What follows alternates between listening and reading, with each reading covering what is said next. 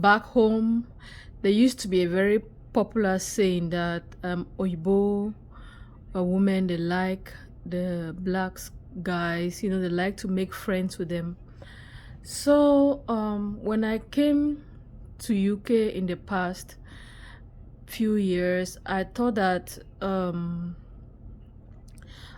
would see so many black men getting married to oyibo women, but to my greatest disappointment, it was the same people that were in in my class. They were the ones that were always running away. The same oyibo girls were running away from classmates that were black men. By the way, if there's anyone requesting money from you from this page, it's a scam. It's not from me, okay? So the thing is that between you and as an African and an oyibo, we have so many cultural differences. For example, if you say you want to send money to your mom in Cameroon, they may never understand. They may be like, what, you're sending money to your mom? I mean, in my case, my parents used to send money to me. So they'll be like, so what are you doing with your money? I'm like, I have responsibilities. I have to take care of myself, And then now, these people who want to date oyibo girls, they can never understand where you're coming from. You tell them that you are from Lagos, you are from Cameroon, you are from Libreville. They won't understand anytime. They don't understand when you say you have your people from the village who are looking up to you, that you are their breadwinners. They don't know anything like that. For them, when people get old, they put them in the nursing home. They don't have any plans to buy land. They don't have any plans to build houses. That's why instead we have to be ahead of them. Instead of thinking of just getting married to oyibo women, you have to get ahead of them.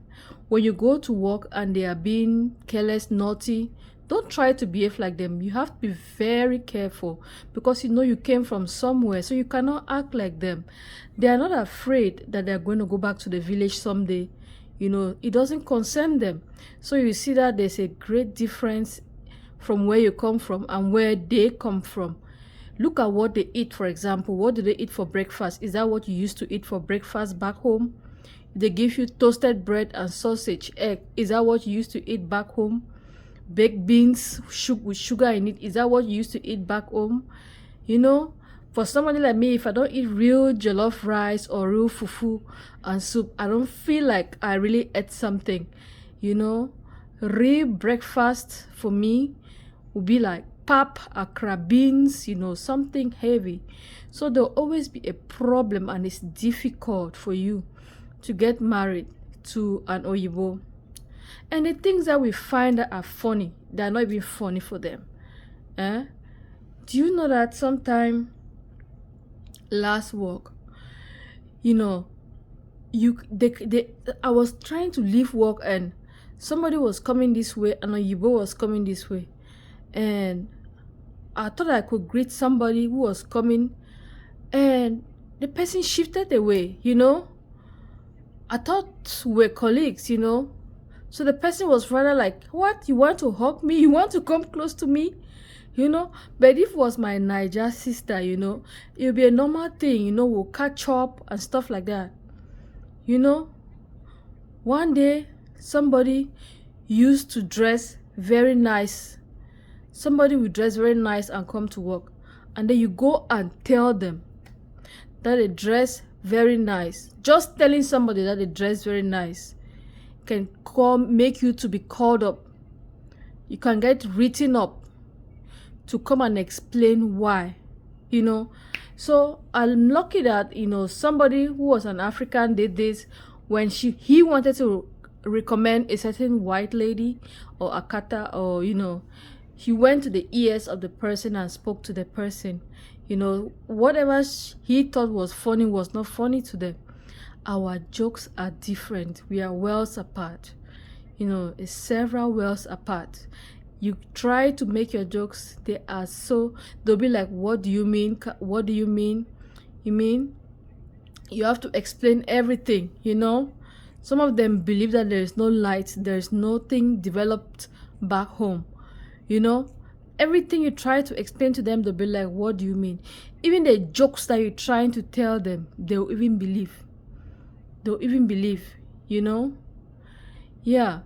So, you see, there's so many types of differences between you and the Oyibo people. You know, they know that we cannot run away from the fact that there's a lot of poverty in Africa. They just know that people from Africa are full of poverty. You know, if you go hide, you cannot hide. You know, you can just try to joke with somebody and be like, maybe you want to play like hide and seek with one of them. Let's say you're dating one of them. You have to go a long way if you have to deal or date with this kind of person. So by the way, I want you to know that I don't do visas. I'm not on Telegram. I'm not on WhatsApp. Run away from any fake page that is asking you for money. So let's say you're dating someone with an Oyibo and you go to the nightclub and you guys are dancing and you are dancing. You know, they're playing Davido, Wizkid, Burna Boy. Just look at the way they are dancing. Just look at the way they are jumping. How can you dance with this type of person? How can you club? So you just see that there's a great difference between what you like and what they like. You come from different worlds apart. You tell somebody, for example, that bring me that towel. They'll be like, what? Towel? What is towel? And then you take some time and say, oh, you mean a towel? You bring me a towel. You know, you have to really put your mouth in a particular way to pronounce something for them to know that that's what you're talking about. Meanwhile, from where I'm come from, they just call it towel. Oh my gosh. So, you know, if you are looking for, like, if you're a smoker and you're looking for something, you know, you're looking for something to light up your cigarette. And I'm looking for, you have to find the right words to use. Like, I'm looking for something that can ignite a fire.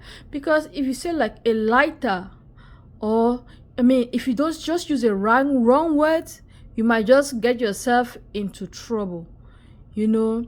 So this is because there are some people that while opportunities are coming up to travel, some people are sending messages in the inbox to look for opportunity to get married to white men or white women, you know. So one of the ways of telling them that, you know, when they are talking, we are talking with them, you just tell them that English, I mean, the English that they speak in America is not the same English that we speak back home. It's not the same English. American English, we don't speak American English back home, you know. So when you come to America, you come to Britain, you come to all these white countries, you jackpot, make sure that you just focus on your work, finish, go back home quietly, stay in your lane, avoid trouble, and just do what you need to do. Don't get yourself involved in situations where you might rather find yourself in a problematic situation. Try to make yourself safe, work hard, and you'll get the benefits of your hard work. Thank you. By the way, I just want to welcome everyone that is connecting here for their first time. You are very welcome. If you are a returning subscriber, thank you for coming back. Please go ahead and hit the share, the like or comment button. And if you are here for your first time, please make sure you subscribe and come back for more content. We shall be discussing more about traveling and surviving in abroad. Thank you.